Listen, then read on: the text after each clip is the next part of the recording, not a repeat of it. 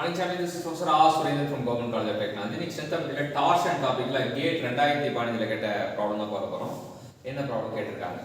The hollow shaft of 1 meter length is designed to transmit a power 30 kilowatt at 700 rpm. The maximum permissible angle of twisting in the shaft is 1 degree. The inner dia of the shaft 0.7 times of the outer dia. The G is 80 gigapascal and the outer dia in mm of the shaft is. So இதான் கேட்டிருக்காங்க. First வந்து நமக்கு என்ன கொடுத்திருக்காங்க அப்படினா power equal to T into omega அப்படினு தெரிஞ்சுக்கலாம். Power equal to T into omega. Omega வந்து முதல்ல வந்து என்ன கொடுத்தா 700 rpm கொடுத்திருக்காங்க. 700 rpm னா omega equal to 2 pi n by 60 போட்டா நமக்கு ஒமேகா கிடைக்கும். இதுல வந்து 700 சப்ஸ்டிட்யூட் பண்ணா போதும் நமக்கு ஒமேகா கிடைக்கும். ஒமேகா கிடைச்சதுன்னா therefore turn power by omega. Power வந்து கிலோவாட்ல சொல்லிருக்காங்க. 30 × 10⁻³ ஒமேகா வந்து 2 pi இது 700 by 60 போட்டோம் அப்படின்னா டார்க் வந்து நமக்கு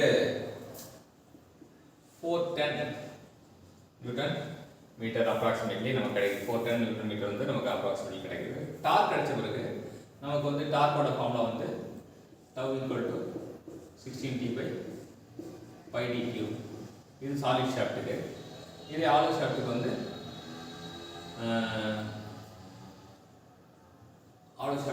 tau = 16T by pi d3 1 - k/4 சொல்லுவாங்க.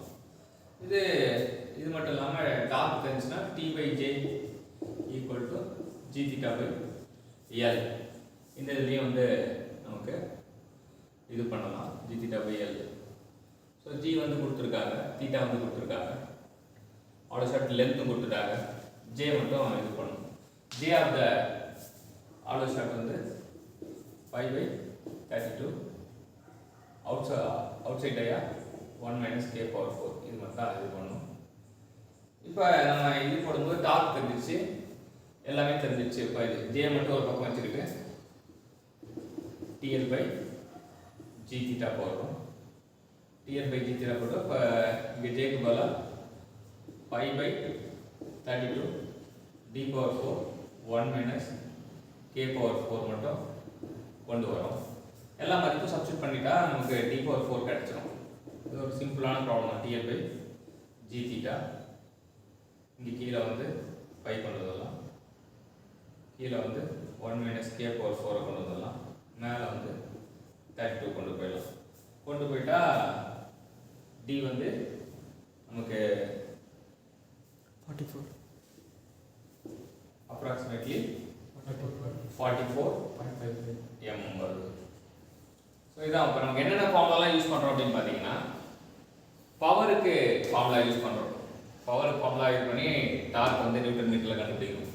ரெண்டாவது இந்த ஃபார்முலா T/J = g θ / L. அதுக்கு முன்னாடி ஜேவோட ஃபார்முலாவும் நம்ம தெரிஞ்சுக்கணும். J = ஆலோ ஷாஃப்ட்டுக்கு 5/32 d/4. ஜே இது ஜேனாலே d/4 வரணும் அப்படின்றது தெரிஞ்சுக்கலாம். ஸோ இந்த k/4 தான் இந்த ரேஷியோ. இந்த k 0.7 சொல்லியிருக்காங்க. k வந்து 0.7. இந்த இங்கே வெளியே டி வந்து அவுட்டர் டயான்றது தெரிஞ்சுக்கலாம். அதான் நம்ம கண்டுபிடிக்கணும். இவ்வளோ சிம்பிளான ப்ராப்ளம் தான். இதில் வந்து கால்குலேட்டர் நல்லா யூஸ் பண்ணுற கொஞ்சம் கெப்பாசிட்டி வேணும். அப்புறம் கோரிலேட் பண்ண வேண்டிய கெப்பாசிட்டி வேணும். கால்குலேஷன் கெப்பாசிட்டியும் கோரிலேஷன் கெப்பாசிட்டி தான் வந்து இதில் இது பண்ணுறாங்க. ஸோ ஃபஸ்ட்டு கோரிலேஷன் இங்கே இருக்குது, ரெண்டாவது கோரிலேஷன் இங்கே இருக்குது. ரெண்டு தான். ரெண்டு விஷயம் எப்பவுமே கேட்டில் வந்து என்னென்னா சிங்கிள் ஃபார்முலா யூஸ் பண்ணாமல் 2 ஃபார்முலா யூஸ் பண்ணுற பிரத்யேகமான கொஸ்டின் வந்து கேட்டில் வந்து அதிகமாக எதிர்பார்க்கலாம். ஸோ இந்த கொஸ்டின் கற்றுக்கிறதுக்கு யூஸ்ஃபுல்லாக இருந்தால் டெக்னிக்கல் சாம்பியன் ஐயந்துரைக்கு தேங்க்யூ சொல்லுவோம். Thank you champions.